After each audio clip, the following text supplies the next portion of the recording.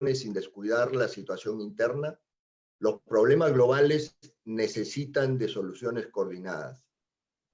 Lo que al inicio no fue percibido como una amenaza de nuestra región, hoy estaría costando una caída superior al 5.2% para Latinoamérica y el Caribe, según el Fondo Monetario Internacional. Esta proyección fue publicada a mediados de abril, pero ya ha pasado más de un mes y medio y parece que no hay luz al final del túnel, al menos por ahora, con lo que la caída se ha agravado. Son varios los países que están al tope de atención sanitaria, muchos ya saturados. La población ya no aguanta la prolongación de los periodos de aislamiento por falta de recursos y se ha entrado en una de las recesiones más grandes que ha presenciado la región. La reactivación económica va a tardar, la crisis golpea tanto a la oferta como a la demanda, por lo que será importante reactivar la confianza del sector privado para invertir. Aquí será clave el control de la propagación del virus, pero también evitar que los problemas de liquidez monetaria se transformen en problemas de solvencia, que haya quiebres masivos y una severa crisis de desempleo generalizado, que ya la hay. Hay que estar preparados para más de un escenario en el que las propuestas populistas abundan, pero que solo conducirían a empeorar la situación de la pobreza. Asimismo, el cierre de fronteras ha tenido consecuencias económicas negativas y es probable que se vean capítulos de tensión comercial nuevamente. Se requiere coordinar entre el gobierno y las empresas y no dejar de atacar los problemas de siempre que han agravado la lucha contra el COVID en la región. El alto nivel de informalidad nos ha pasado la factura, al igual que la corrupción y el mal manejo dentro de algunas instituciones públicas. Es fundamental que evitemos que los organismos públicos se deterioren en calidad, pero suban en tramitología, que garanticen la transparencia e integridad de sus funcionarios. En más de una ocasión se ha visto casos de mal manejo de recursos públicos, transferencias tal vez bien intencionadas que no llegan a la gente que lo necesita y recursos varados sin utilizar. Somos una región atractiva para inversionistas con muchos recursos y potencial para desarrollar industrias y servicios de buena calidad.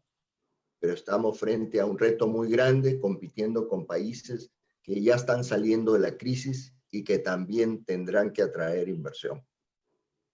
La presentación de hoy estará a cargo de importantes ejecutivos de la región latinoamericana. Hoy nos acompañan Pablo Lavigne, director LATAM para la consultora ABC.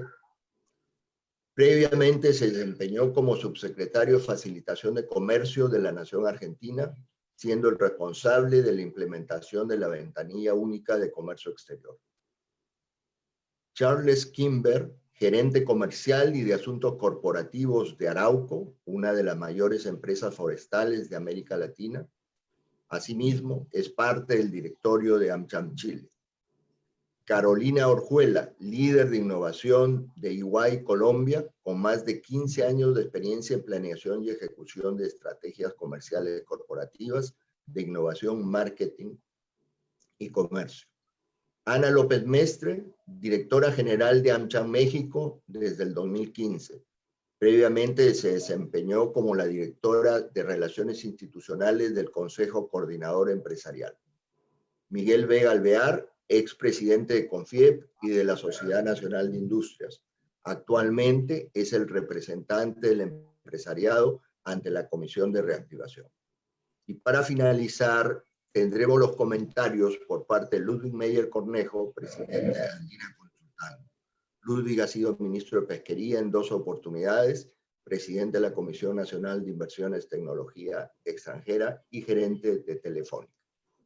Dejo con ustedes, en primer lugar, a Pablo Lavigne para que nos dirija la palabra. Muchas gracias.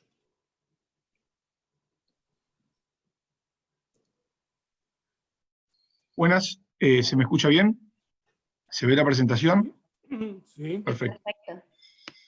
Ya puse el cronómetro. Bueno, voy a dividir la presentación en 2 partes de formas muy rápidas. Primero quiero contarles qué estamos viendo de la recuperación del mundo y de América Latina en particular, porque América Latina se mueve como se mueve la demanda mundial y la demanda de los precios de las materias primas. Entonces, cuando tracemos la coyuntura de cómo vamos a ver a Argentina, no podemos obviar, por lo menos hacer una referencia al mundo.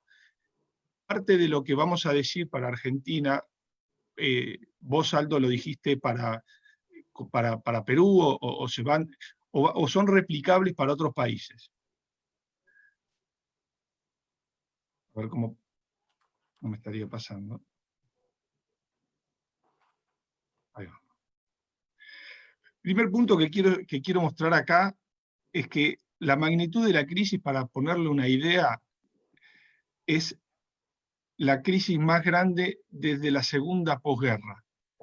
Y cuando uno empieza a mostrar cómo van a ir saliendo las regiones y cuándo van a recuperar su nivel precrisis, América Latina en particular lo va a recuperar en el 2022. Y la recuperación va a venir por el lado emergente, eso es cierto, pero va a venir por el lado emergente de Asia y en menor medida por el lado emergente del África, que son en parte demandantes de lo que nosotros producimos. Y hay un punto muy relevante para Argentina en particular, es extrapolable de vuelta a América Latina, y es que podemos dividir a los países tal vez en 3 pelotones. El pelotón tal vez que va a costarle un poquito más es al pelotón que es exportador neto de productos relacionados con la energía, petróleo, gas, etc. En el segundo pelotón van a estar los países que son exportadores netos de metales, y en el tercer pelotón están los exportadores netos de alimentos, y aquí es donde está Argentina, y también señalamos, porque son más intensivos en este tipo de exportación, pero toda América Latina, Chile también es un gran exportador de alimentos, pero no es la misma proporción que los otros. Es una oportunidad que tal vez se abre ahora, no solo la elasticidad que permite que caigan menos los precios, sino que eventualmente un cambio en la alimentación china de carne salvaje a carne con más trazabilidad sanitaria puede generar una oportunidad. El cierre de mercados húmedos, digamos, donde se venden ese tipo de productos, haría un shift a producción con la trazabilidad que tiene nuestra región en la producción de este tipo de alimentos. Entonces, quiero ser optimista al inicio con Argentina en este tipo de oportunidad. Pero ¿cuál es el gran problema que tenemos nosotros, que ustedes ya lo conocen? Que es que Argentina vive siempre dando vueltas en una coyuntura que nunca se resuelve. Entonces, aquí quiero señalar que, lógico, Argentina está pasando dentro de la región de la que es la prudencia macroeconómica. Argentina es tal vez el peor alumno, y que es el que menos margen tiene para generar alguna posibilidad de reactivación en el que sea con recursos con recursos con fondos anticíclicos, préstamos, etc. Y acá hay 3 riesgos que van a marcar la recuperación posterior de Argentina y cómo Argentina va a ir saliendo. Estos son los números, se los dejo, pero después volvemos. Primero vamos al más fácil, o al más complejo, pero es el que creo que está más cerca de solucionarse, que es el riesgo de default. El riesgo de default presionaría eventualmente, si se extiende mucho más la renegociación de la deuda en Argentina, presionaría el resto de las variables. El punto 2, o el riesgo 2, es el riesgo de la inestabilidad nominal. Todos los países están generando una política monetaria mucho más expansiva, pero Argentina es la única herramienta que tiene, es la emisión monetaria para financiar un déficit creciente, no solo porque sube el gasto, sino porque bajan los ingresos. Entonces hay un riesgo que cuando la economía se normalice y el dinero vuelva a circular y la demanda vuelva a presionar un poco más, genera una espiralización monetaria difícil de controlar. El riesgo y el desafío del gobierno van a estar en subir las tasas de interés y en intentar captar parte del excedente monetario que se tiene. Para que se den una idea de magnitud, más o menos la cantidad de dinero aumentó por 2 y la economía es el 90% de lo que era antes. El doble de dinero para una economía más chica, en resumen. Y el último punto, que es un riesgo que tenemos en toda la región, que es el riesgo de disrupción productiva y social. Y acá vamos a hacer un doble clic en toda la región. Estos son datos homogeneizados para poder compararnos entre nosotros, que son de CEPAL, y es cómo subiría la indigencia, que es la pobreza extrema, y la pobreza después de un año de caída de ingresos, y un año donde vos no alcanzarías el nivel anterior que tuviste antes de la pandemia. Y fíjense, 2 segundos, el gráfico de la derecha. Punto importante, vamos a estar con menos ingresos y va a generar mayor presión vía pobreza e indigencia. Pero el gráfico de la derecha te muestra que el empleo que se ha perdido va a tardar más en recuperarse en lo que es el empleo con educación básica, el empleo menos calificado, y es el empleo que abunda mucho más en nuestra región. América Latina es una región muy informal, y es una región informal, y la informalidad lo que te dice, en parte, es que no tenés la productividad para estar en el otro sector. Son empleos más vulnerables. Perdón que vaya rápido, pero el tiempo es corto. Y todo lo que son el entorno económico social, tendencias microeconómicas que pueden generar que se acentúen ese tipo de problemas. Y fíjense la siguiente filmina. Estamos entrando, después de la pandemia, en una economía de bajo contacto. Y ahí hay un ejemplo claro, que es que el empleo con mayor cercanía es el empleo más informal, y es el empleo que va a estar más en riesgo en América Latina, y es el más fácil de reemplazar. El empleo en turismo, el empleo en comercio de baja calidad. El ejemplo más claro es a la derecha, fíjense, donde dice automatización, es un ejemplo de un robot que hace la pizza. Entonces, estamos entrando en América Latina hay que ver cómo estas tendencias, si se transforman en permanentes o en transitorias, pero a una tendencia incipiente donde vamos a una mayor digitalización y automatización que va a poner más en desafío lo que es la tensión económico-social de la región, y eventualmente va a costar un poco más disminuir los desempleos y las tasas de pobreza e indigencia que salgan. Yo creo que el desafío para América Latina, dada cómo vino esta crisis, es mayúsculo. Y para Argentina en particular, más todavía. Esta presentación supongo que les va a quedar para ver los números de qué estamos esperando para Argentina, pero ya me voy a ir yendo a las conclusiones para no pasarme del tiempo, y quiero dejarle tres grandes mensajes, si es posible. La primera gran amenaza que yo veo en la región y en Argentina es el riesgo social.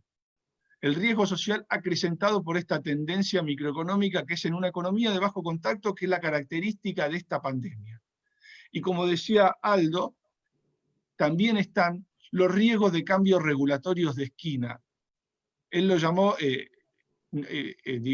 presiones populistas, pero le podemos decir que estamos todos sujetos a un eventual riesgo de cambios regulatorios de esquina. El otro gran desafío que vamos a tener en la región, en Argentina en particular, en la región, es cómo pensamos una salida en el mediano plazo y cómo contrarrestamos una incipiente tendencias proteccionistas que aparentemente aparecerían. Ahí va a haber un trade-off entre seguridad o abastecimiento más regional y eficiencia. Pero un punto relevante es que de la crisis se salió de forma global. Por primera vez, después de casi 10 años, las medidas de apertura económica en todos los países fueron mayores a las de restricciones. Eso quiere decir que el mundo actuó de forma cooperativa para ver en qué lugar faltaban las variables, y ahí va a haber Argentina. Un ojo siempre en las variables económicas, porque estamos entrando en un eventual entorno de alta inflación muy volátil. Y por último, cierro con las oportunidades para América Latina en general y Argentina, que es que el mundo va a seguir demandando lo que producimos, y especialmente los alimentos, y hay que estar muy atentos a la trazabilidad sanitaria y cómo llegamos a los mercados que van a ser los demandantes. Vamos a un mundo donde el comercio va a ser mucho más trazado, con mucha más trazabilidad sanitaria. Gracias.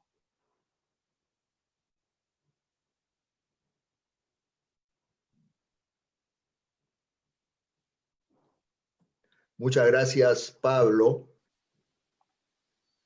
¿Me escuchan? Sí. Ok, muchas gracias, Pablo. Perfecto. Vamos a proceder con la presentación de Charles Kimber de AmCham Chile. Adelante, Charlie. Gracias, Aldo y Carla, AmCham Perú, por esta invitación. Pablo fue exacto en 10 minutos, así que vamos a poner el cronómetro también para poder cumplir con eso. Y un saludo cordial desde Chile, desde AmCham Chile. Y encantado de estar acá. Voy a necesitar ayuda con la presentación porque estoy con mi iPad. Entonces, si podemos avanzar a la próxima, por favor. Yo trabajo para esta empresa, para Arauco. Llevo 34, 35 años trabajando en esta empresa. Una empresa tiene 50 años, jovencita aún. Es una empresa chilena, es una empresa forestal. Es una empresa que ha invertido fuerte en el mundo.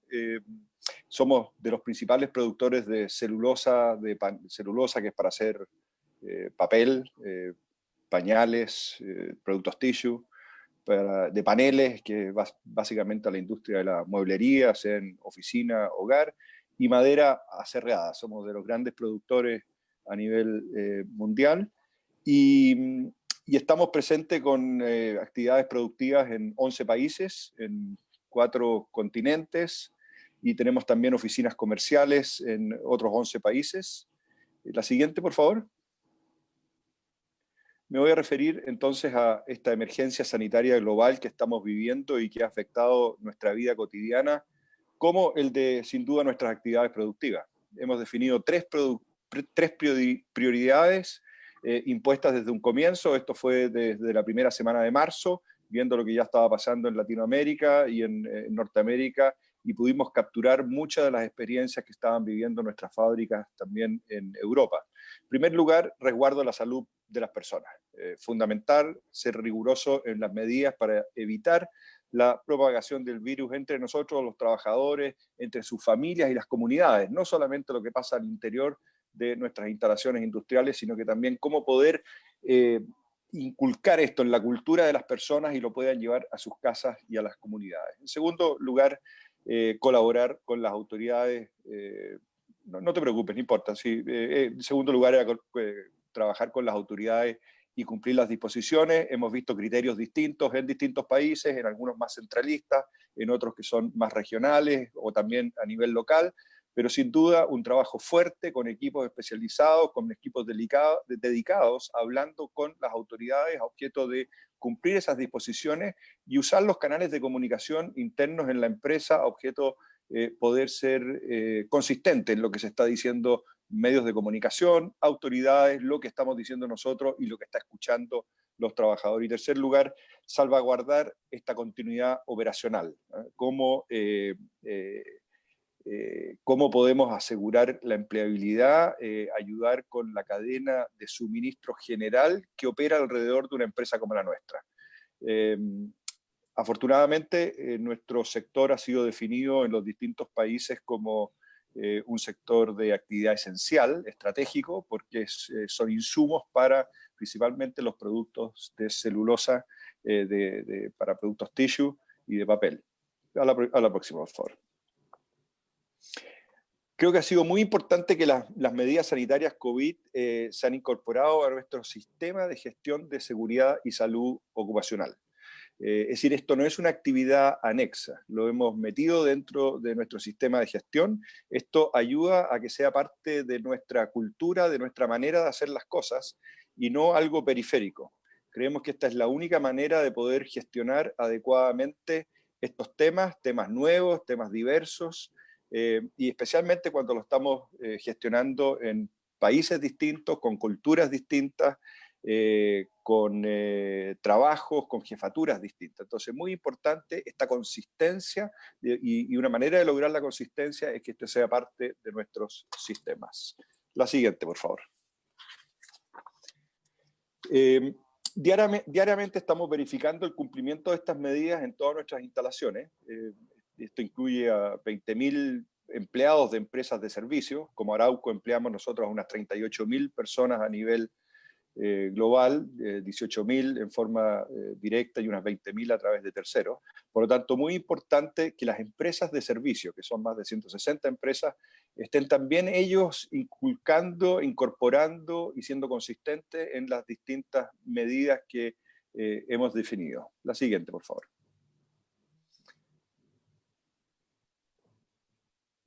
Lo que se ve en esta gráfica es el nivel de cumplimiento. Hacia fines de marzo estábamos con un 80% de cumplimiento, hoy estamos en un 98%, así que sentimos muy orgullosos de que no solamente son nuestras instalaciones, sino que también muchas empresas de servicio que juegan un rol muy importante. Esto ha sido un esfuerzo colectivo grande, importante y de mucha generosidad, preocupación e involucramiento desde abajo, de los niveles del piso planta, como llamamos, desde el trabajador que está valorando el cumplir con estas medidas y poder llevar este aprendizaje también hacia afuera de la empresa. La siguiente, por favor.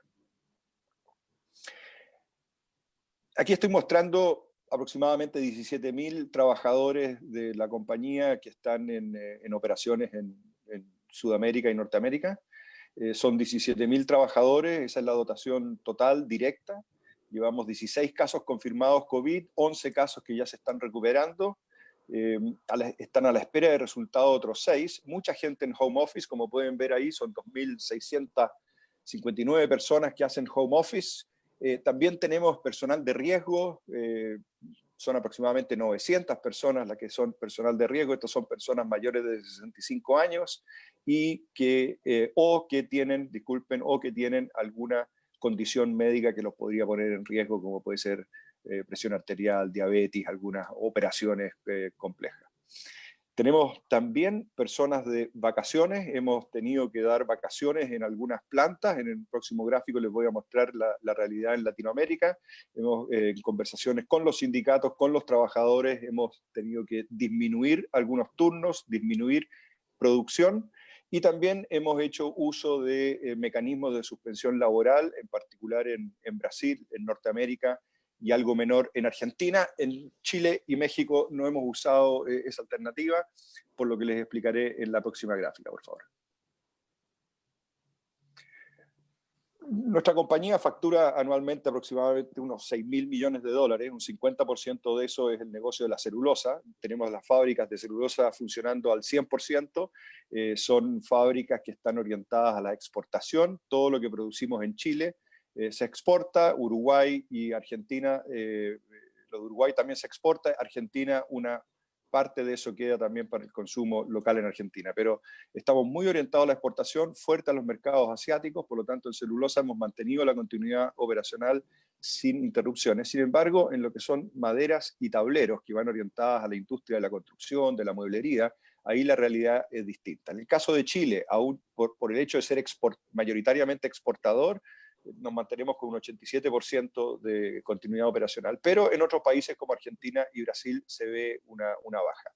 El caso de México, estábamos operando a un nivel más alto, pero en las últimas semanas esto se ha visto reducido. Principalmente los problemas que hemos tenido en Argentina y Brasil son de demanda interna. Hay un exceso de oferta en esos mercados y por lo tanto se ha tenido que hacer un ajuste en la producción. La siguiente, por favor.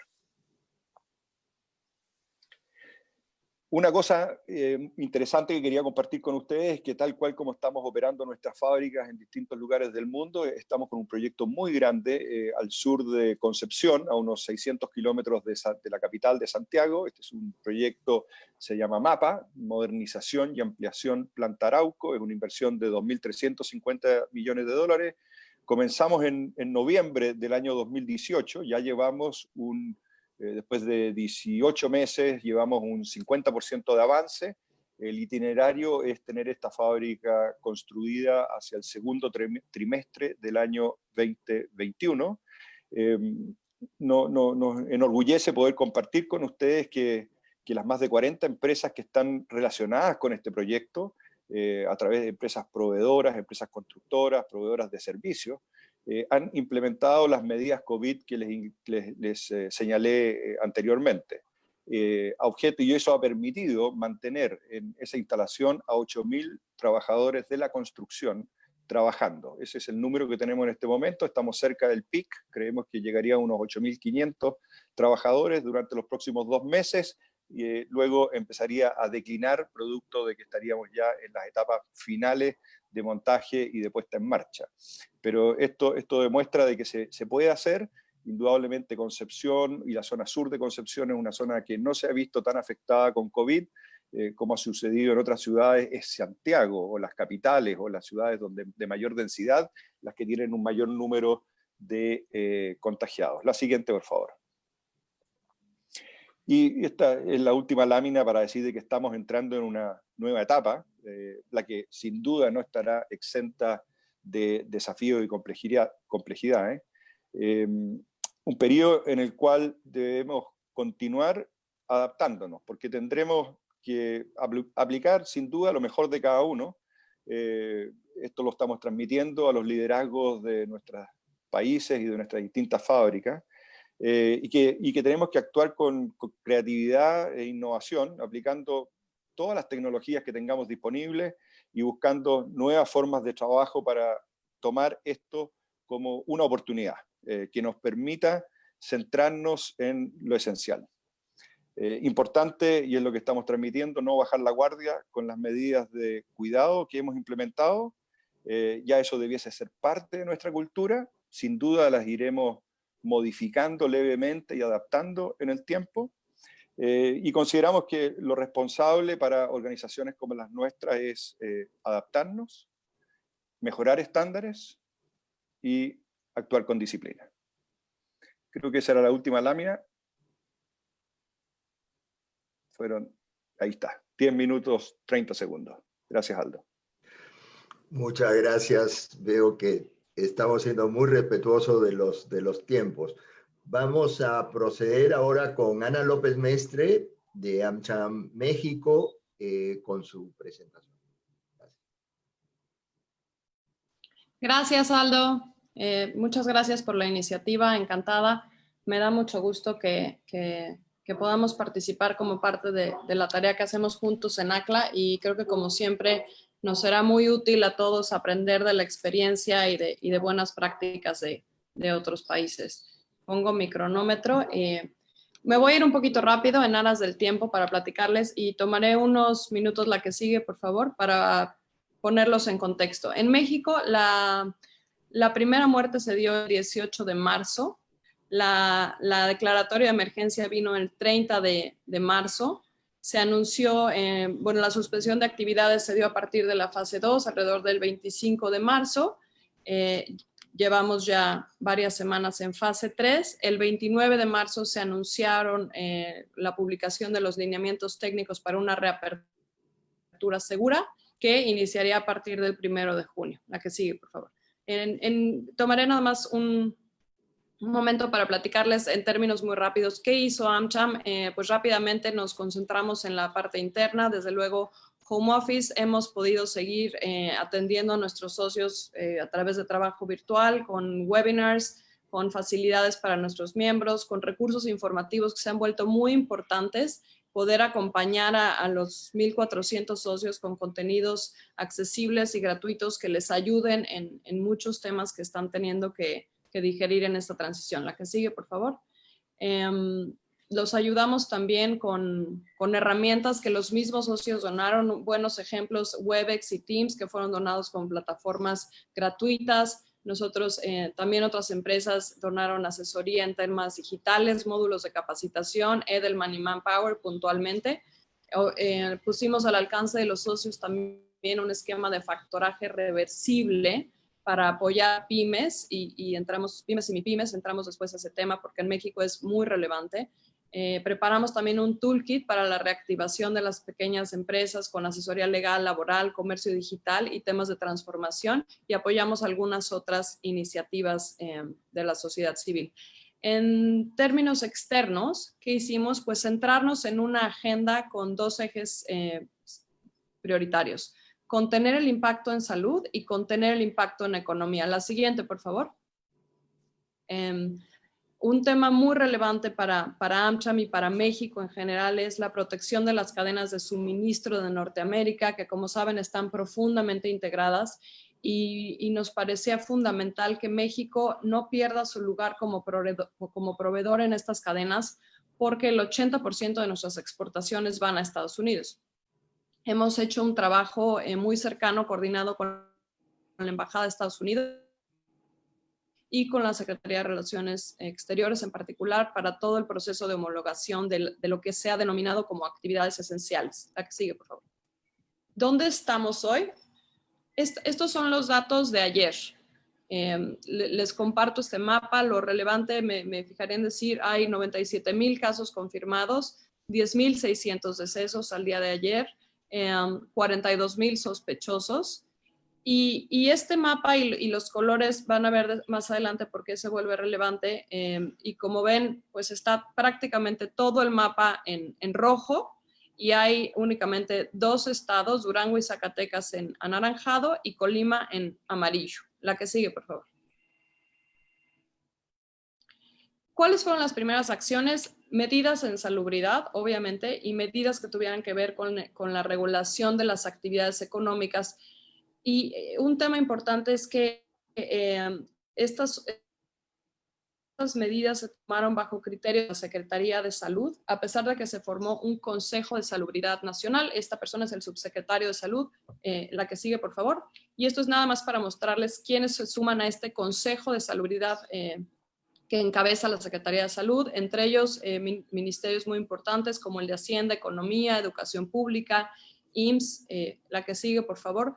Pero quien se ha vuelto una figura central en este proceso en México, y tenemos todos los días en la televisión anunciando los números, las nuevas medidas, los protocolos, es el subsecretario López-Gatell, que algunas revistas sociales han denominado el rockstar inesperado de la 4T. La que sigue, por favor. En términos de actividades esenciales, les quisiera platicar un poco cómo fue en marzo. Seguramente algunos lo vieron. El Departamento de Homeland Security publicó un documento conocido como el CISA Document, que establece de manera muy puntual las actividades que se consideran esenciales en Estados Unidos. En AmCham México, como les decía, era muy importante este tema. Nos dimos a la tarea de promover la homologación de los criterios justamente para proteger las cadenas de suministro con Estados Unidos. El 31 de marzo se publicó un listado de actividades esenciales aplicable para México, que evidentemente mostraba varias diferencias de criterio con el documento de Estados Unidos. Continuamos con un diálogo con las autoridades. Ha habido algunas empresas que se encuentran con complicaciones o dudas para operar, y ha sido una tarea muy importante para nosotros. Hubo un segundo acuerdo en el que se agrega como actividades esenciales a la minería, la construcción y la fabricación de equipo de transporte a partir del 1 de junio. La que sigue, por favor. ¿Qué es este plan de reapertura? Es un plan que está basado en un semáforo. Se revisa y se actualiza semanalmente bajo los criterios de la Secretaría de Salud Federal, y cruza información que tiene que ver con niveles de contagio por municipio, niveles de contagio en municipios vecinos y la capacidad hospitalaria de cada territorio. La que sigue, por favor. Este es el semáforo. Entonces, como pueden ver, lo que regula tiene que ver con medidas de salud, actividad laboral, espacios públicos, personas vulnerables y actividad escolar. Las medidas de salud son aplicables en todas las etapas, y pueden ir viendo cómo en el rojo únicamente hay actividades esenciales, que son las que están definidas en esos acuerdos que les mencionaba. No hay espacios públicos, no está permitida la participación en la actividad económica de personas vulnerables, y no se permite el reinicio a clases. Si recuerdan el mapa que vimos, prácticamente todo el país, salvo 3 estados, seguimos en rojo. La que sigue, por favor. ¿Qué retos hasta ahora, algunos que vemos para las empresas? Pues el BID ha declarado que en México el 55% de las empresas tienen un alto grado de vulnerabilidad. También les comparto que en México cerca del 98% de las empresas son pymes o mipymes. Esto quiere decir que tienen menos de 10 empleados, para ubicarnos un poco. ¿Qué está pasando? Pues las empresas tienen que cumplir con una serie de protocolos en salubridad para poder tener la aprobación del Instituto Mexicano de Seguridad Social y también las inspecciones de la Secretaría del Trabajo. Algunas han enfrentado complicaciones que tienen que ver con una diferencia de criterios entre las autoridades federales y las autoridades locales que les rigen. Otro tema, ¿cómo podemos vigilar que haya un cumplimiento de esta regulación por parte de la economía informal? Un riesgo hacia adelante importante, pues es un mayor deterioro, diría, en la calificación de riesgo crediticio. Ya hemos tenido downgrades importantes por parte de Moody's, nos bajó la calificación a Baa1, y Fitch en un segundo downgrade, ya estamos en BBB negativa. La que sigue, por favor. ¿Cómo se han preparado en este proceso las empresas? Pues a través de AmCham nos dimos a la tarea de preparar información y recomendaciones muy puntuales que tienen que ver con cómo elaborar e implementar estos protocolos. Las grandes empresas tienen más recursos, tienen más estructura y es más fácil. Para las pequeñas y medianas es más difícil. En todo momento creemos que es importante apostar a largo plazo, sobre todo, a la prevención, a la mitigación y al seguimiento para garantizar que pueda dar continuidad a la operación de sus empresas. Lo importante de capacitar a su personal en el ambiente laboral. Hay una parte importante y costosa que tiene que ver con cómo ajustar sus espacios y procesos y, por supuesto, aplicar todas las medidas de sanitización. A la siguiente, por favor. ¿Qué tienen que hacer las empresas? ¿Qué hay hoy disponible? Una plataforma que se llama Nueva Normalidad. En esta plataforma, que es un portal, entran las empresas, se registran y se evalúan. La que sigue, tienen que tomar en cuenta 4 criterios: su tipo de actividad, nivel de riesgo, el tamaño y las características internas. La que sigue, por favor. El tema de educación. Como vieron, esto se contempla hasta la última etapa del semáforo, que es la verde. Por lo pronto no se contempla un regreso a los planteles. Está previsto una etapa de 3 semanas de regularización económica y, según la Secretaría de Educación Pública, gracias al programa Aprende en su casa, 85% de los estudiantes han podido continuar sus estudios con educación a través de libros, radio, televisión. La que sigue, por favor. ¿Qué nos preocupa? Y creemos que esto va a tener un impacto muy relevante, pues que en México solo 1 de cada 5 niños tiene acceso a Internet durante 1 hora al día y 6 de cada 10 niños sufren violencia en su hogar, lo cual se ha incrementado durante este periodo de estar en casa. La que sigue, por favor. La economía informal, como les mencionaba, en México estamos hablando del 56.2% de la población y 22.5% del PIB nacional con datos del INEGI. ¿Qué significa esto? Que 56 de cada 100 trabajadores no tienen protección laboral, acceso a salud, seguridad social o un ingreso fijo. La que sigue, por favor. El tema de la pérdida de empleo hasta ahora pues ha sido enorme y es una de las grandes preocupaciones a nivel nacional. Como les decía, las pymes son la mayoría de las empresas en México. 26 millones de empleos dependen de ellas. Y al día de hoy, este es el periódico, es una primera plana de ayer, el INEGI ha reportado que 12.5 millones de personas han perdido su empleo por la pandemia, de los cuales 10.3 millones están en la informalidad y 2.2 millones están en la formalidad. La que sigue, por favor. Este es un histórico y la gráfica que me parece que se explica sola en términos de generación y pérdida de empleo del 98 a la fecha. La que sigue, por favor.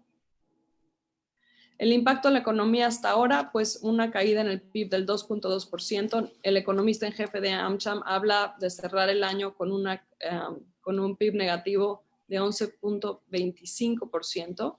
O algo que a México le afecta mucho es el decrecimiento de la economía de Estados Unidos, que cayó en el primer trimestre 4.8% y que se espera pueda tener una caída de hasta el 20 o 30% en el segundo, según datos de la Fed. La que sigue, por favor. En términos de comercio exterior y consumo interno, pues la que sigue, por favor. Las exportaciones han tenido la mayor caída en 34 años, con las exportaciones bajaron un 41% anual. Hay un estimado de que caiga el consumo este año versus el año anterior del 7.1%, y en lo que va y en abril podemos ver una caída muy importante del 26.5%. Lo que sigue, por favor. La nueva normalidad, la que sigue, como lo hemos denominado, pues los apoyos gubernamentales han sido claramente insuficientes a nivel federal. Un programa de tandas de bienestar, estamos hablando de 1 millón de créditos de $1,250 a pymes formales e informales y créditos a la palabra, y adicionalmente en la Ciudad de México, algunos ejemplos es un seguro de desempleo, financiamiento a microempresas y comedores populares. La siguiente, en esta gráfica vemos una referencia con otros países de la proporción del PIB que el gobierno ha destinado, y vemos que México está al final de la gráfica con 0.4%, Perú tiene el 12%, por ejemplo, Colombia tiene el 7.9%. La que sigue. Esto se los dejo nada más como una provocación de algunos días, una idea que planteó un funcionario en México en una reunión. Presentó 3 medidas regionales a nivel de LATAM y Caribe para combatir el COVID, que es le llama solidaridad contributiva. Son 3 rubros. El primero es un impuesto del 3% al patrimonio de fortunas de más de $1,000 millones. El segundo es una condonación de pago de intereses de deuda externa por 1 año. Y el tercero es una reinversión obligatoria del 20% de las utilidades de las empresas. Él hace esta suma que da $126,000 millones. Y la propuesta es que sea un fondo que administre una alianza estratégica para combatir la pobreza en 17 países. La que sigue, por favor. Y nada más cierro diciéndoles algunas lecciones paralelas que tuvimos en AmCham. Primero, que la única constante es el cambio. Segundo, que como organismo que representa al sector empresarial, pues lo importante de seguir generando una cultura de cumplimiento y marcadamente en temas laborales y de salud. Tercero, seguir formando un sector empresarial mejor preparado con las mejores prácticas y el uso de nuevas tecnologías. Invertir en desarrollo de talento. Y un tema muy importante, a pesar de que en México entrará en vigor el nuevo TEMEC el 1 de julio, pues lo relevante de activar mecanismos institucionales que nos ayuden a tomar decisiones y planear estrategias coordinadas con nuestros socios comerciales en situaciones extraordinarias. Muchísimas gracias. Muchas gracias a ti, Ana, por tu presentación. Vamos a proceder ahora con Carolina Orjuela, de AmCham Colombia. Adelante, Carolina. Muchas gracias. Espero que estén viendo mi pantalla. ¿Están viendo la presentación completa?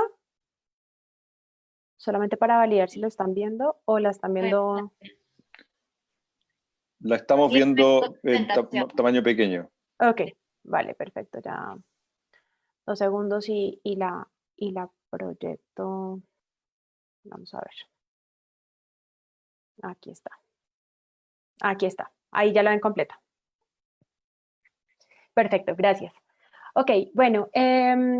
Hola, mi nombre es Carolina Orjuela, soy de Ernst & Young, Colombia. Voy a contarles un poco cómo estamos viendo nosotros el asumir este nuevo reto para las compañías en lo que estamos llamando la nueva normalidad y un poco cómo estamos haciendo esta reactivación en el país. Entonces, para comenzar, digamos que, por supuesto, voy a complementar mucho lo que los otros panelistas han estado comentando. Creo que la situación a nivel latinoamericano, todos estamos teniendo las mismas retos y las mismas preocupaciones. Un poco hoy, por supuesto, lo que estamos viendo es que esta pandemia, los procesos de transformación y la transformación digital y la aceleración de las tendencias se nos ha incrementado velozmente. Hoy en día ya estamos viendo que realmente la transformación en los negocios ya no es un nice to have para las compañías, sino que realmente es un must. Es algo que tenemos que estar viviendo constantemente, que hoy en día, por supuesto, lo estamos llamando COVID. Sin embargo, sabemos que lo que se está vislumbrando hacia adelante es que vamos a tener diferentes elementos y diferentes coyunturas que nos van a seguir exigiendo generar esta transformación. ¿Qué estamos viendo en los últimos meses un poco acá en Colombia? Entonces, por supuesto, digamos que ya hemos trazado que el 80% de las personas van a estar contagiadas o vamos a estar contagiadas. Eso es algo que sabemos que no nos vamos a librar, digamos, de alguna manera. Lo que estamos buscando con las medidas que se han tomado desde el comienzo con las restricciones es poder dilatar la mayor cantidad de contagios para no saturar el sistema de salud y para que no se vuelva un tema como exponencial. Digamos que en Colombia consideramos que hemos tenido unos muy buenos tiempos en términos de restricciones. Nosotros desde la segunda, casi tercera semana de marzo se restringió absolutamente la salida para los colombianos, empezando por Bogotá, donde pues es la mayor cantidad de población. Y esto digamos que ha generado unos resultados positivos. Actualmente estamos teniendo que el 1.3% está en cuidados intensivos solamente, el 7.5% están teniendo hospitalización y el 91% tienen sintomatologías que no son graves. En este momento la mayor cantidad de personas que han estado afectadas se han estado recuperando en sus casas, con una sintomatología muy leve y realmente los indicadores cada día nos están mostrando unos resultados positivos. Sin embargo, por supuesto, hay un punto muy importante y es el tema del transporte público. En transporte público, pues digamos que el tema Transmilenio aquí, el tema de los servicios públicos es bastante denso y en dado caso que uno llegue a activar completamente el transporte público, pues podemos llegar a tener un contagio de una persona, puede llegar a contagiar a 7 en promedio.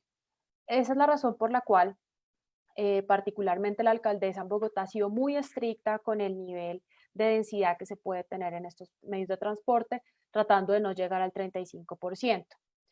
Tenemos entonces el 24.3% de los casos recuperados ya en Colombia, con una tasa de mortalidad del 3.8% en este momento. Ahora, ¿qué estamos viendo un poco en términos de consumo? ¿No? Que esto es algo que realmente, pues, digamos, nos estamos cuidando mucho en términos de salud, se están tomando unas medidas bien importantes, protocolos para las compañías, pero por otro lado hay que empezar a seguir balanceando, por supuesto, el tema de la economía y empezar a reactivarla.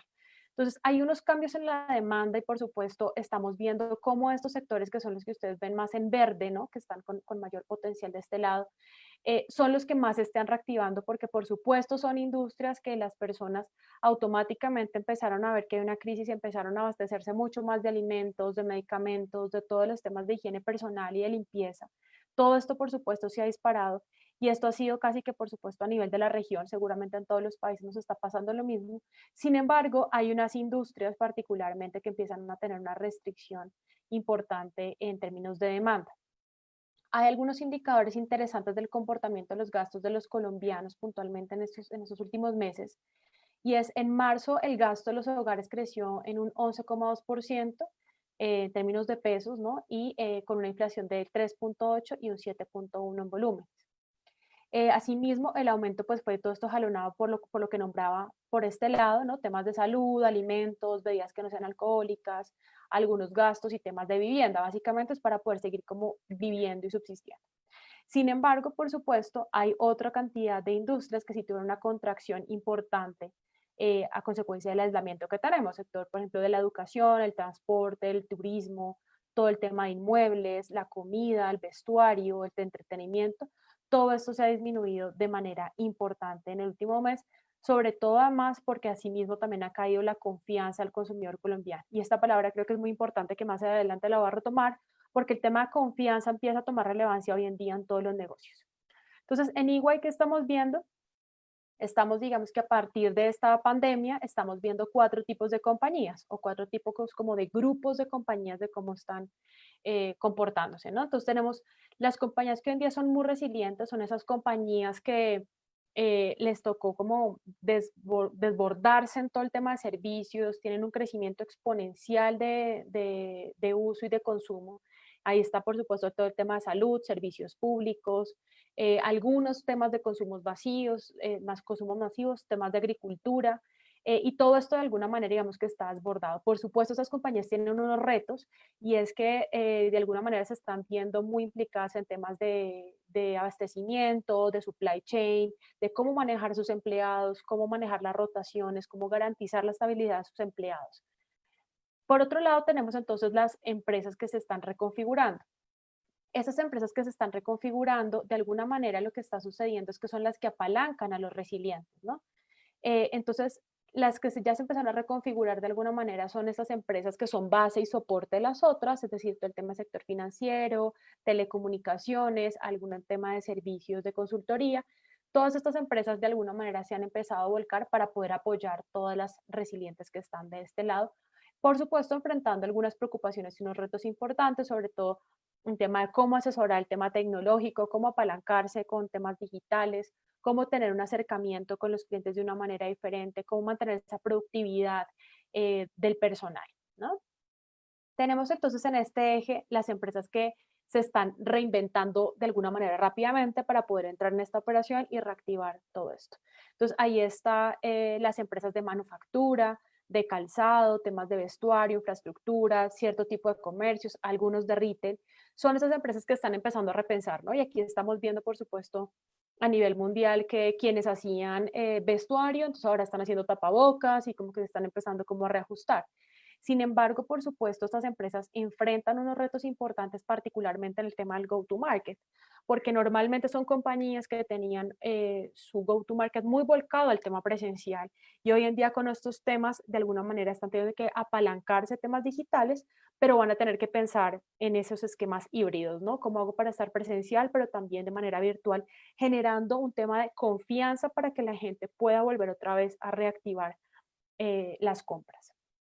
Tenemos entonces las que son de mayor riesgo, que ahí por supuesto son industrias de las aeronáuticas, está el tema turismo, todo el tema movilidad, entretenimiento, deporte, que son esas industrias que se están reactivando muy lentamente.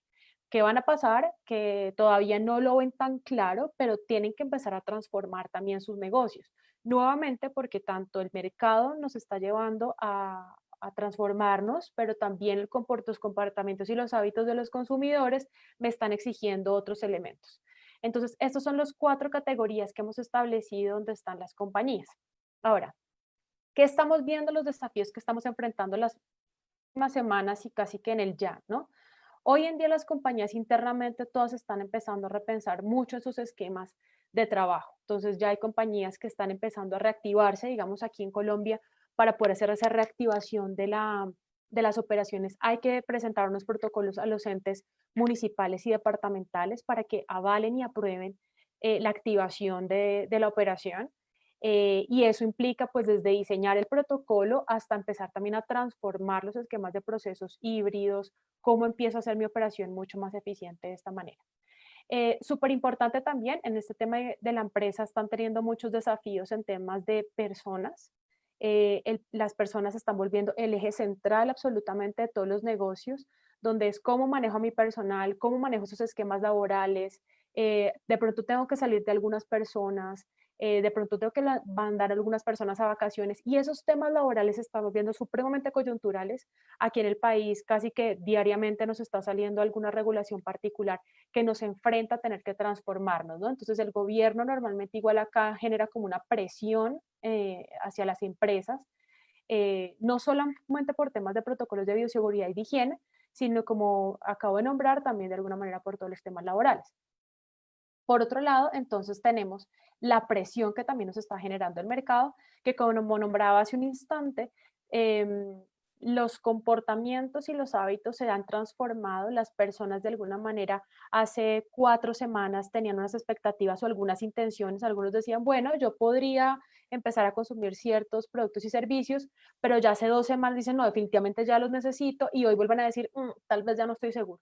Esas fluctuaciones de los comportamientos y los hábitos es muy importante que las compañías los tengan muy presentes porque tal vez estos son los más inciertos, pero son quienes nos están generando los ingresos puntualmente. Entonces acá en términos de mercado vemos 2 elementos claves. Uno es el go-to-market, es cómo hago nuevamente para acercarme y llegarle a mis clientes, sobre todo cuando de pronto tengo un esquema muy presencial. Y lo segundo es la generación de ingresos. Justamente por los protocolos y por lo que me están nombrando, en este instante lo que está sucediendo es que las personas tienen unas restricciones importantes en términos de inversiones, en términos de gastar.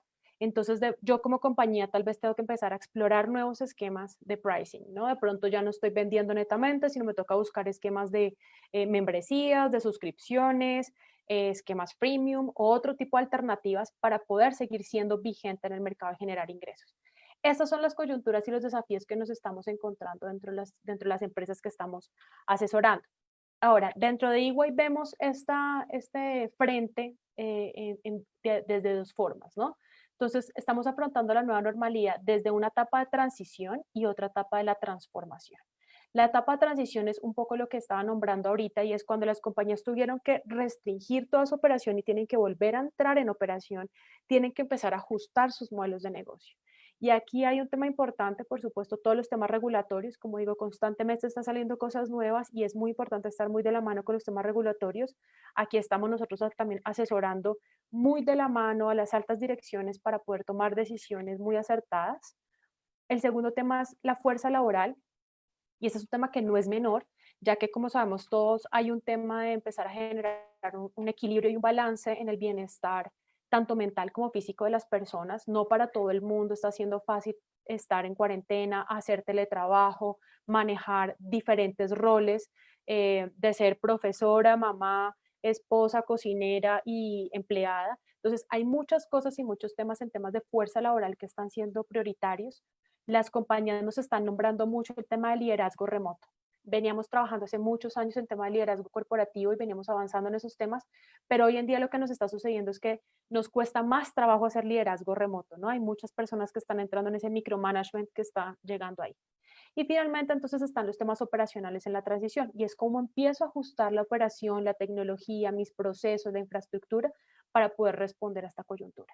Cuando las compañías terminan de alguna manera de salir de esta etapa de transición, entran en la etapa de transformación. Y la etapa de transformación es cuando yo ya tengo el espacio y el tiempo para estar repensando la propuesta de valor. Y en propuesta de valor me refiero a un mix de productos y servicios que sean muy atado y muy ajustado a lo que los clientes están esperando. Como de pronto tengo que empezar a ajustar mucho más de manera más radical el modelo operativo, pensando en temas ágiles, pensando en temas de pronto automatización, cómo lo empiezo a repensar y ajustar. E incluso para algunos negocios también es repensar el modelo de negocio completo de punta a punta, ¿no? O sea, desde la estructura, el proceso, el mix de productos y servicios, el go-to-market, la experiencia, en fin, de manera integral. Entonces, esto es como lo estamos viendo en EY, donde básicamente estábamos pasando, digamos, veníamos con un tema muy rápido de una eficiencia tecnológica, veníamos igual teniendo un proceso de transformación grande, pero hoy en día básicamente lo que hizo la pandemia fue volver a caernos y volver a empezar con otra curva completamente nueva. Y esta es la etapa donde estamos viviendo un tema de transición y vuelve a ser otra etapa de transformación. Entonces, hoy en día sí es importante empezar a contemplar que los negocios, aunque tengan que estar muy volcados hacia adentro, es importante que empiecen a mirar hacia afuera. Y, aquí en Colombia empezamos a hacer una reactivación por sectores. Puntualmente se están reactivando sectores de manufactura, de construcción, comercio por mayor y al por menor. Son industrias que movilizan muchísima cantidad de personas, con lo cual los protocolos tienen que ser muy estrictos y muy exigentes. Y además, esas reactivaciones también se están haciendo de manera sectorial. Cada una de las regiones, dependiendo del comportamiento de las estadísticas que estén evidenciando con temas de COVID, se están reactivando o más rápido o de una manera más lenta, con mayor aceleración o con menor aceleración. Entonces, de alguna manera es importante, digamos, como en Colombia hemos visto y estamos como, por supuesto, como todos los países, empezando como a ir de a poquitos y en estos pasos, lo que se está haciendo es hacerlo de manera escalonada para que no genere un pico desatado, sino que de alguna manera se pueda seguir controlando cada uno de estos. Siendo así, entonces las áreas donde estamos viendo que se debe actuar rápidamente para poder hacer todos estos procesos de transformación están en estos 6 frentes, ¿no? Está la gestión de crisis y el manejo de riesgos, que es súper importante hacerlo de manera constante. Como nombraba ahorita, el tema de la fuerza laboral es uno de los elementos que están siendo supremamente prioritarios. La gestión financiera, que si bien sabemos no es algo que podemos hacer unas proyecciones hacia adelante, sí estamos haciendo un acompañamiento de nuestros clientes particularmente en temas de beneficios tributarios, revisar flujo de caja, buscar eficiencias en los costos, en fin. El tema de disputas legales y contractuales también es importante manejar ahorita los contratos que se tengan como compañía y como negocio, entender cuáles se pueden renegociar y no generar en incumplimientos. Todo el tema de cliente y de marca, que es lo que nombraba hace un instante de temas de consumidor, es muy importante no perder de vista al consumidor en todos estos procesos, y la cadena de abastecimiento, que digamos en nuestro caso pues estuvo realmente bien impactado por las restricciones que tenemos. Prevemos entonces que hay una evolución de cómo las personas van a vivir, de cómo los consumidores van a empezar a vivir. Y por supuesto, si ustedes se dan cuenta, no voy a entrar en mucho detalle porque pues sé que lo pueden ustedes visualizar acá, pero tenemos los tres primeros que son bien impactantes, ¿no? Es un cambio realmente en cómo los consumidores están esperando desempeñarse, y uno es en la forma como se viaja, es decir, todo el sector turismo tiene que entrar en una transformación, la forma como las personas están comprando, nuevamente volcándonos mucho a temas digitales, y la forma de convivencia familiar.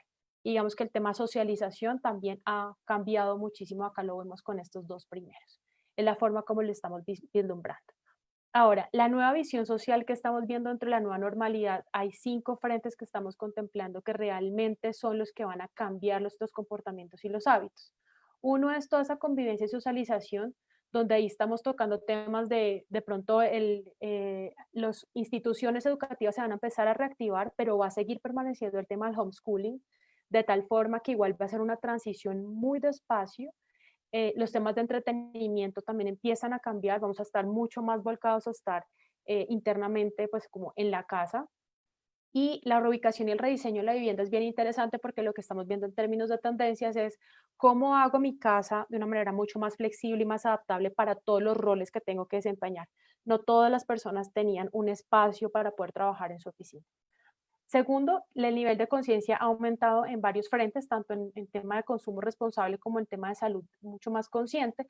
Y la salud consciente de las personas están empezando a ser mucho más, estar mucho más atentas de cuál es la alimentación que consumen, de dónde viene el alimento, un tema de pronto de kilómetro cero, de consumir temas mucho más locales, de hacer actividad física. Hay muchas aplicaciones de actividad física que ahorita se han detonado bastante, y como también soy consciente del tema de la medicina, ¿no? O sea, de pronto ya no automedicarme, sino de realmente ser mucho más consciente de lo que consumo.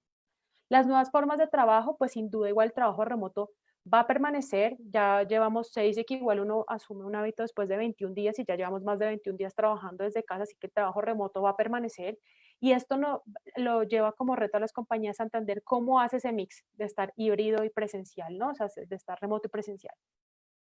En temas de movilidad redefinida, cada vez va a ser más importante entender cómo me estoy transportando al trabajo, cómo estoy haciendo esos desplazamientos. Incluso se están viendo las tendencias que se va a disminuir sustancialmente los viajes internacionales o locales para los ejecutivos, ya que el tema de trabajo remoto hemos empezado a entender que definitivamente es un esquema en el cual se puede trabajar. Y en temas de consumo responsable, pues tener mucho tema de conciencia social, de quiénes están los otros, cómo podemos ayudar, temas ambientales. Y aquí es como parte, son los 5 elementos que estamos viendo que en los comportamientos y los hábitos se va a transformar. Siendo así, entonces pues en época de cambio los negocios pues por supuesto deben cambiar, y pues debemos buscar también la forma de hacer las cosas de una manera supremamente diferente. Entonces pues para cerrar, básicamente lo que estamos viendo es todo el proceso de transformación de los negocios tiene que estar basado en los humanos, tiene que estar basado en las personas, ya sean mis empleados o sean mis consumidores, teniendo diferentes perspectivas. Y es como esos en personas tienen adaptación y cercanía con temas de tecnología, cómo están generando temas mucho más sociales y mucho más integración. La experiencia va a ser mucho más importante que el producto y el servicio que se esté ofreciendo. Y los esquemas, digamos, de generación de ingresos. La transformación hoy en día nos está llevando mucho a repensar los negocios, no de una manera disruptiva, radical, no con transformaciones muy grandes, sino empezando a hacer un tema mucho más de pensamiento ágil que nos permita empezar a hacer temas iterativos y nos permita poder tomar decisiones en la medida que vamos avanzando. Digamos que ya solamente para cerrar, el gobierno en Colombia particularmente, así como lo nombraba ahorita para México, también hemos tenido igual un apoyo importante en temas de subsidios para las personas, para las familias más vulnerables. Se ha incrementado también el tema de los mercados. Hay algunos barrios que se han empezado a clausurar también simplemente porque tienen mayor riesgo. Hay flexibilidad en los créditos. Entonces, hay muchos beneficios que se están buscando desde el gobierno para poder apalancar todos los negocios. Esto es parte, pues, como lo que les quería compartir. Muchas gracias. Muchas gracias, Carolina. Vamos a proceder ahora con la presentación de Miguel Vega Alvear, representante del empresariado y en este caso representando a AmCham Perú. Adelante, Miguel, por favor. Tu micro, Miguel, tu micro.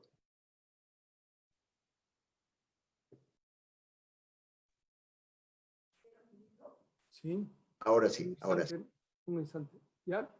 Creo que sí, ¿no? Adelante, sí, ahora sí te escuchamos. Bien. Bien.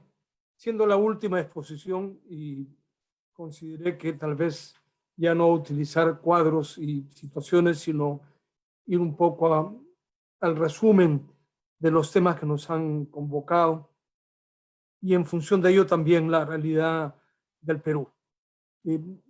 Lo primero que diría es que en las circunstancias en que en este 2020 iniciábamos una década trascendental para lo que vendrá en el mundo, se nos ha sucedido esta pandemia y se dan condiciones muy peculiares que incuestionablemente afectarán las perspectivas que se tenían.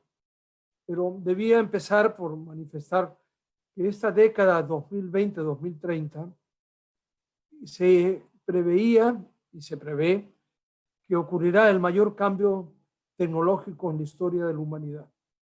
El 5G, elevando 10 veces la velocidad de la información, iba a generar que las corporaciones en general en el mundo se tuvieran que digitalizar y se acentuarían los problemas que distancian hoy entre el mundo formal, el mundo informal y sobre todo las pequeñas y las medianas empresas, porque el que no se integra al mundo nuevo que viene, sus posibilidades de competitividad serían difíciles. Ese mundo nuevo, del 20 al 30, tal vez 20 al 40 ahora, en estos 10 o 20 años, ese cambio tecnológico va a producir la eliminación progresiva de los vehículos a gasolina, con lo cual se incide en un cambio en toda la política energética que hemos vivido en todas las décadas precedentes. En la eliminación progresiva del vehículo a gasolina significa un cambio, porque desaparecerán los talleres de automotrices, tendrán una reducción sustancial y tienen un fuerte impacto en el empleo, porque al final una batería será cambiada en 40 a 50 minutos y en lugar de un motor de decenas de miles de piezas. Y ese proceso también va acompañado de la robotización industrial, lo que también tendrá un enorme impacto en el empleo. Por lo tanto, al inicio, a puertas de la pandemia, se hablaba de que se estimaban alrededor de una pérdida de 60 millones de empleos en el mundo en estos primeros 10 años de los cambios. Junto a eso sucede este fenómeno del virus, que si bien hubo posibilidades de conocerlo desde fines de diciembre o primeros días de enero para China en especial, países asiáticos y otros, a nosotros nos llegó la información recién hacia fines de febrero y en el caso del Perú, el 16 de marzo es que se puso en marcha un plan de emergencia que al no tener la información disponible, se adoptó por el gobierno la decisión de lo que algunos historiadores y epidemiólogos extranjeros calificaron como una cuarentena medieval. Es decir, radicalmente se dispuso el 16 de marzo que nadie salía de su casa. Así de rígido y radical. Una situación indudablemente pues generó un enorme impacto sobre todo en el tema económico del país, porque empezábamos digamos, de una realidad que iba a traer graves problemas si no se tenían la combinación de combinar las medidas sanitarias de restricción con el tema del empleo y con el tema de la movilización de la economía. Entendida esa movilización como la sangre en el cuerpo humano. Es decir, entendiendo la economía como un todo integral, las decisiones de restrictivas de actividades productivas económicas no podían tomarse aisladas de toda la otra parte del engranaje con que funciona la economía de un país. Es similar al concepto del cuerpo humano, que es un todo integrado. Entonces, un virus en el cuerpo significa que los médicos, y sobre todo con mucha incertidumbre de hasta dónde son sus graves consecuencias, pero sobre todo conscientes de que el contagio era con signos de muerte. Entonces, la decisión radical de controlar este virus no fue acompañada del tema de cómo sostener el empleo y cómo hacer que la economía circule. Y en consecuencia, el trabajo, podríamos llamarlo así, es como el corazón del cuerpo humano. Porque hay un virus, pero el corazón es el que genera el movimiento. Son las remuneraciones que pagamos, son los ingresos de los informales de por medio, los que hacen que activemos. Pero para que eso funcione tiene que circular la economía como la sangre circula en el cuerpo. Y por lo tanto, si las medidas son solo fundamentalmente en el campo sanitario, debilitamos el corazón y paralizamos progresivamente el movimiento económico, terminaríamos muriéndonos más por paralización que por el propio virus. El virus tiene solución, el hambre no tiene solución. Y en un caso como el Perú, el tema tenía incidencia particular, porque somos un país que tiene una estructura de una pirámide invertida. ¿Por qué? Porque el sector formal de la economía producimos el 70% del PBI del país, pero solo ocupamos el 30% de la población económicamente activa. O sea, el trabajo en realidad lo asume el sector informal, que tiene el 70% de la ocupación de la población económicamente activa, pero producen solo el 30% del PBI, con una productividad media más baja. Entonces, este desequilibrio piramidal del país indudablemente nos afecta en todo.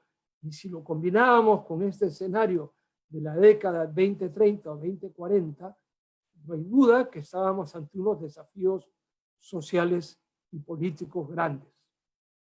Ante eso, se puso entonces la posibilidad de ver escenarios de cómo poder recuperar esta economía. Y aquí sucedió un fenómeno interno que tiene mucho que ver con la situación general que está pasando en el mundo. Porque como consecuencia de la pandemia, hay dos tendencias que han surgido, y más aún con este 5G que pronto entrará en la vida diaria de nosotros. En la visión asiática, que lidera China principalmente, el mundo asiático camina hacia una sociedad disciplinaria, casi autoritaria, y el 5G va a contribuir a que se acentúe. Es decir, que tanto China, pero la cultura disciplinaria de Japón o de Corea del Sur, o de Singapur, Indonesia, Malasia, etcétera, son sociedades que están siendo orientadas donde el Estado, a través de la información digital y del 5G, va controlando a la persona en su familia, en el transporte, en su centro de trabajo, y va direccionándolo hacia los objetivos que quiere. Comprensible en el hecho de que un país con 1.300 millones de habitantes quiere tener un cierto control sobre las personas y las empresas. Pero frente a esa tendencia disciplinaria está la otra cultura, la de Europa Occidental, de la cual es todo el continente americano, somos herederos de ella. Y es una cultura basada en la libertad, en la propiedad privada, en la persona humana. Y en consecuencia, no somos, digamos, sociedades a las que podemos, casi como soldados, orientarnos digitalmente y controlarnos en lo que hacemos. Entonces, con motivo de la pandemia, es comprensible, las constituciones de todos los países de la cultura occidental admiten que se pueden tomar medidas de emergencia que suspendan las libertades individuales. Nadie sale de la casa, nadie sale de su casa porque tenemos que evitar que haya aglomeraciones, contagios, comprensible, nadie sale pues.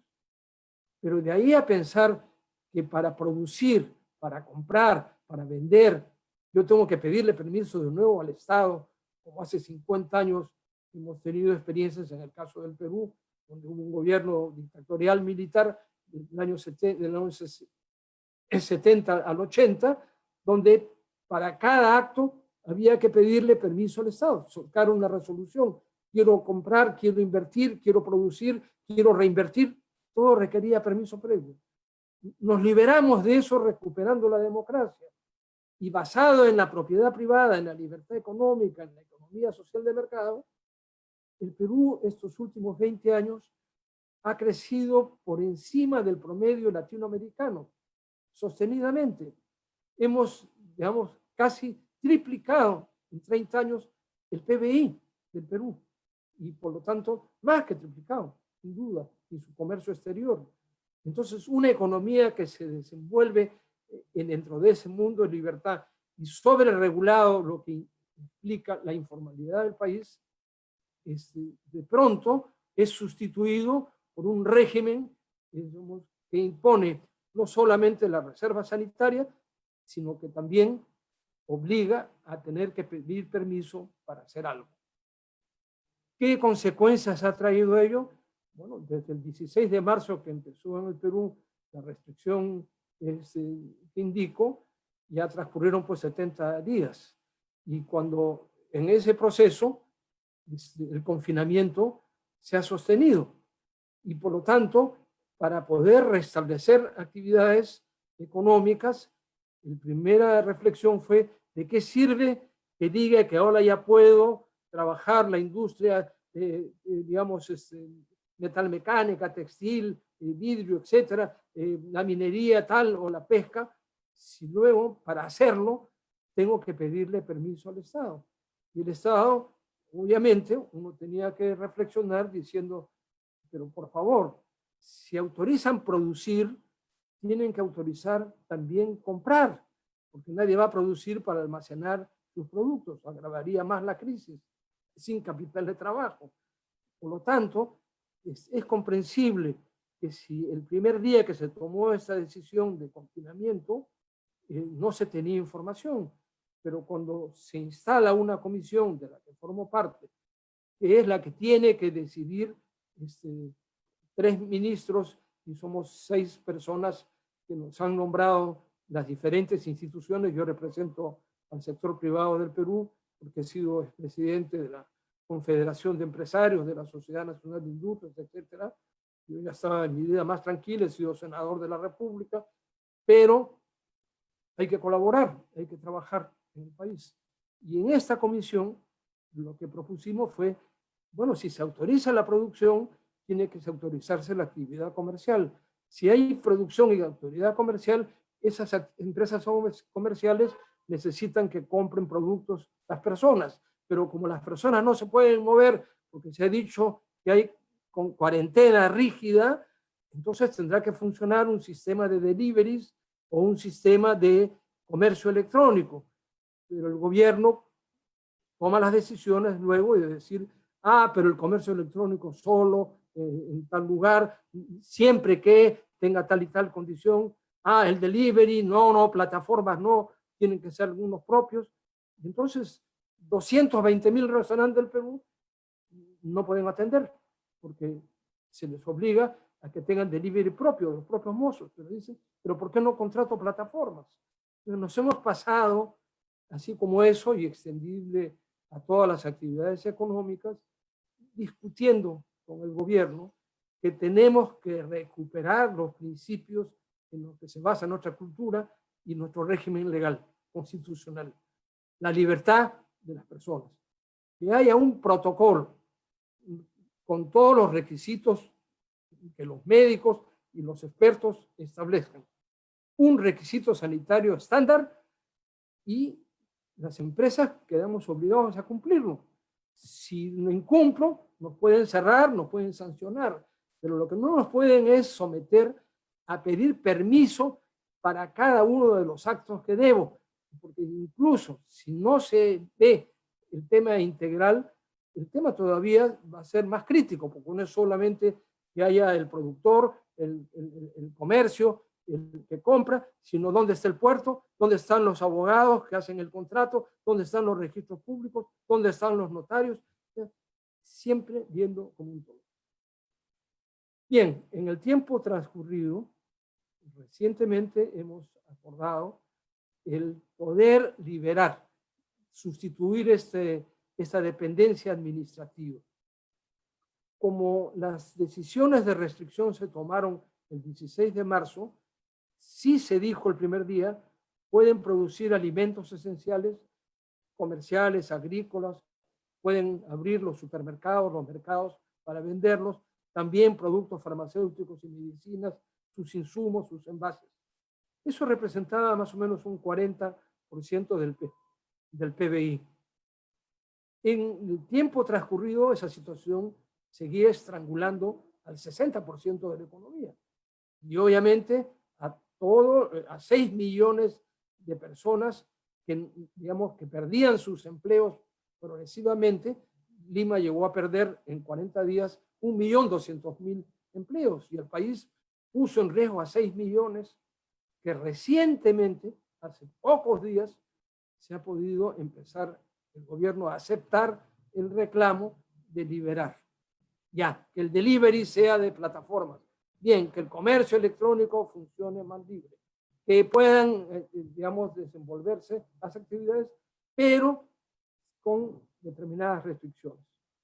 Y en esto, para no extenderme y poder cumplir con el tiempo otorgado, tal como dijo Pablo al inicio con el caso argentino, bueno, estamos ante una situación en la que los escenarios hacia lo que viene tenemos que afrontarlo sabiendo nuestras realidades, ¿no? Hay el sector energético, con lo que digo de lo que viene del cambio tecnológico, más lo que ya sucedió con el tema del petróleo en todas estas semanas precedentes. Bueno, el sector energético está con una interrogante enorme, pero ocurre que en el caso de Latinoamérica, esta cordillera de los Andes, rica en metales, ha generado unas oportunidades enormes, porque obviamente no es solamente el oro, plata o cobre, sino también están las tierras raras del litio, del vanadio, en fin, un mundo, 16 productos de tierras raras, el uranio, todo eso es una riqueza y que se produce en momentos también circunstanciales, por eso este 2020 tiene un impacto enorme en la historia de la humanidad, y es que nosotros hemos tenido el siglo XIX y fines y todo el siglo XX una relación económica norte-sur. O sea, los países del norte son los grandes generadores de riqueza y los países del sur hemos sido consumidores y semidependientes de esa realidad. Pero el siglo XXI ha ido generando un cambio de tal naturaleza en el sentido de que si en el siglo XIX fines y el XX el movimiento económico mayor del mundo se desarrollaba en la cuenca atlántica, en lo que fueron las antiguas 13 colonias, en las zonas de Nueva York y Europa Occidental, entre fines del siglo XX y inicios del XXI se ha producido una migración, una mudanza que el día de hoy prácticamente el 70% del comercio mundial pasó al Pacífico. Ese cambio ha sucedido en esas 3 décadas.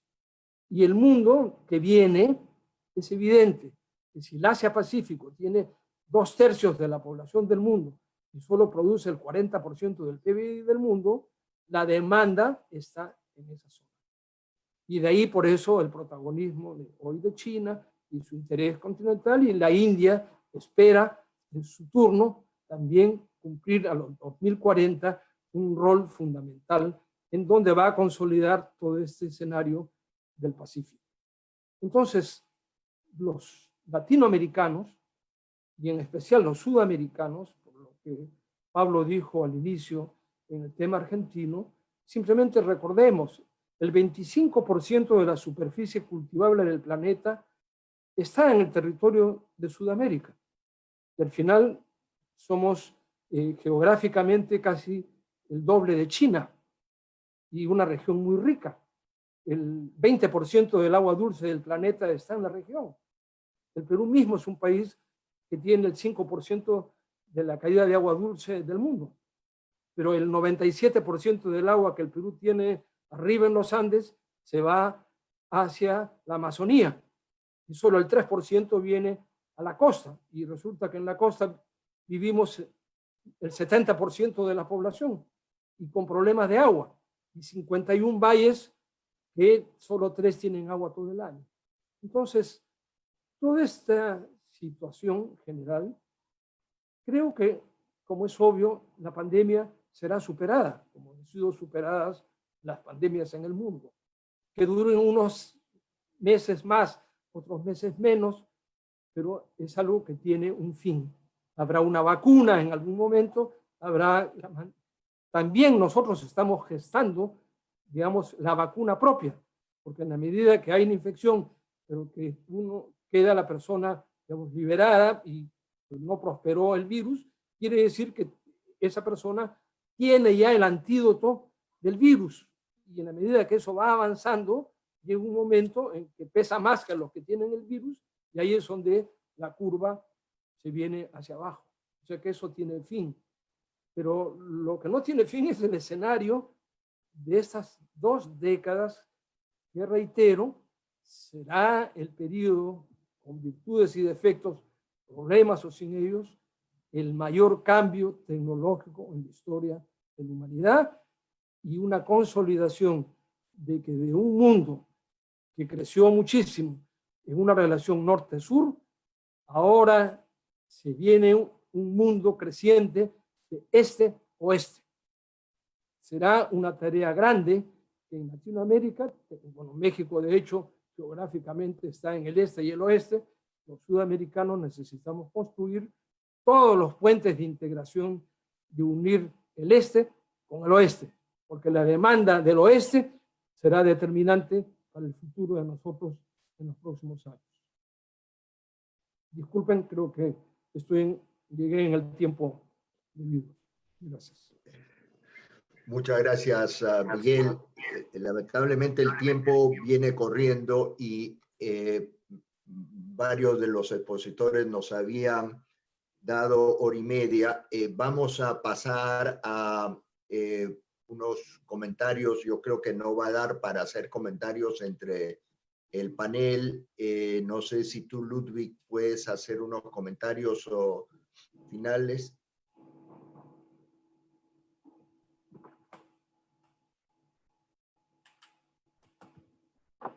No, Ludwig, el micrófono.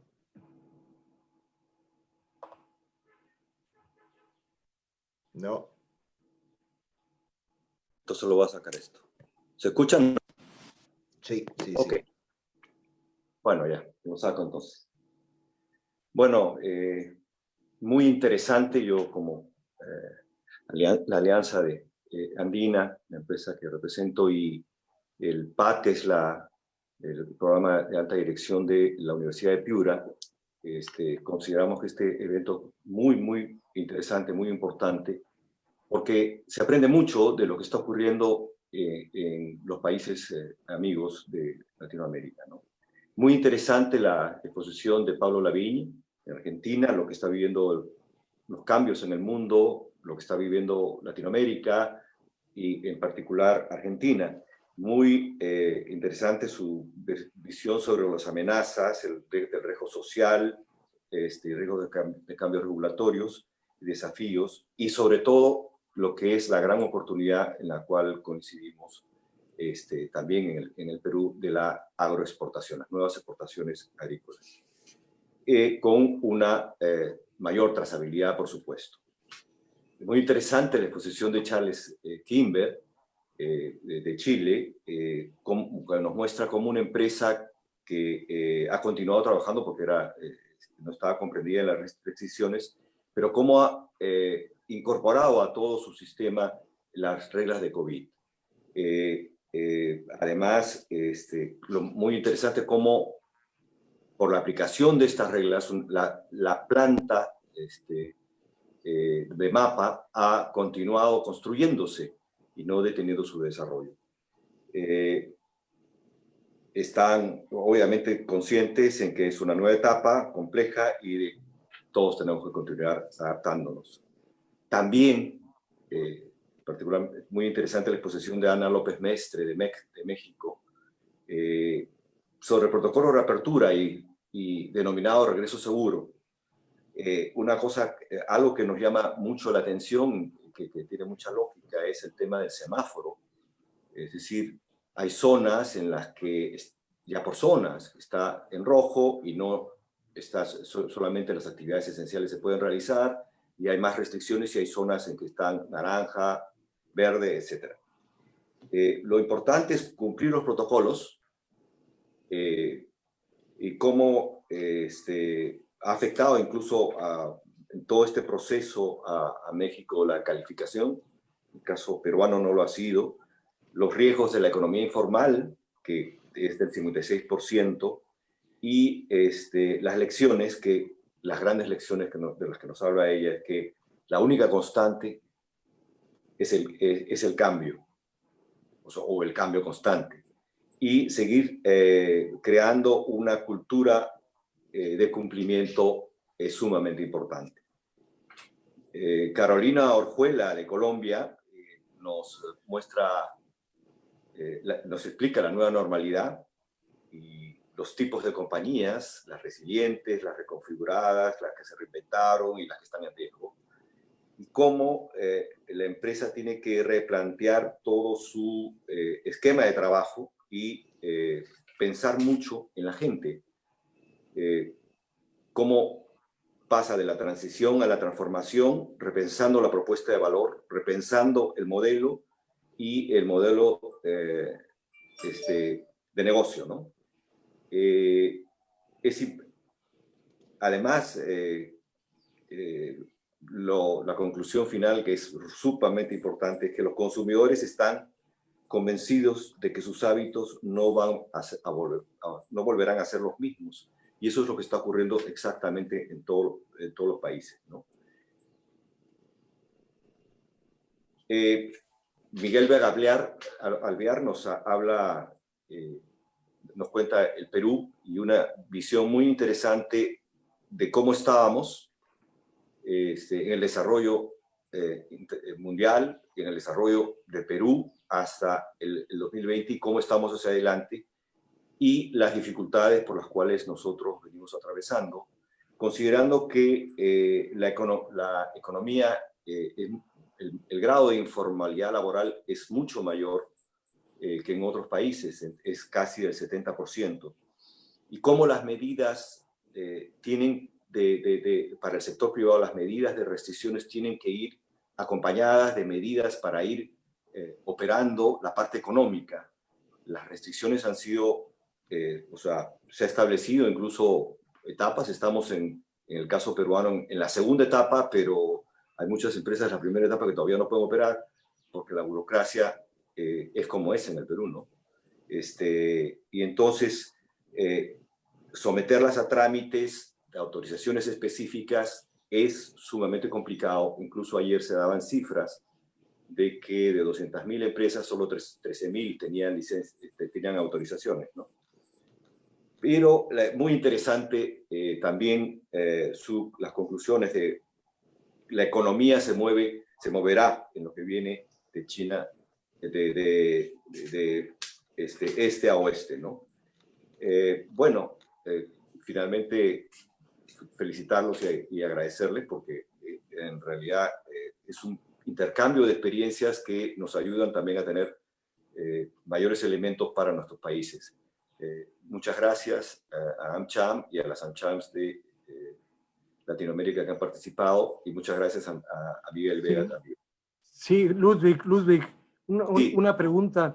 ¿Será posible que pueda luego reproducirse este encuentro que luego podamos acceder al mismo, o será editado o algo, o Miguel, Sí, no, pues, para saber. está en este momento en Facebook, o sea, se puede ver a través de Facebook porque cada AmCham y por otro lado la Universidad de Piura y Andina lo han retransmitido, ¿no? Entonces, se puede volver a ver porque ha quedado grabado y más bien yo lo que les agradecería es si los expositores nos autorizaran a colgar las presentaciones, que creo que podría ser muy útil para que quien las quiera tener pueda acceder a ellas.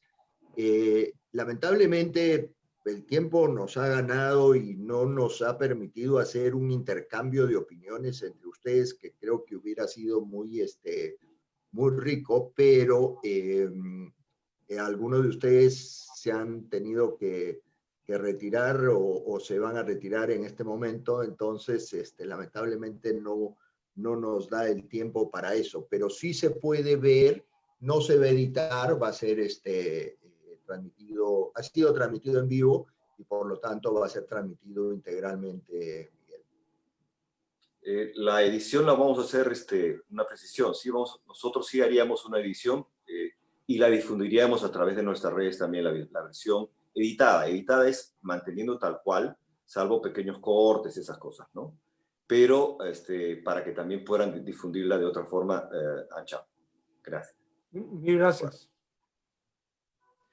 Bueno, les agradecemos a todos por su participación, especialmente a los expositores y, por supuesto, a todos los que han estado atendiendo esta conferencia.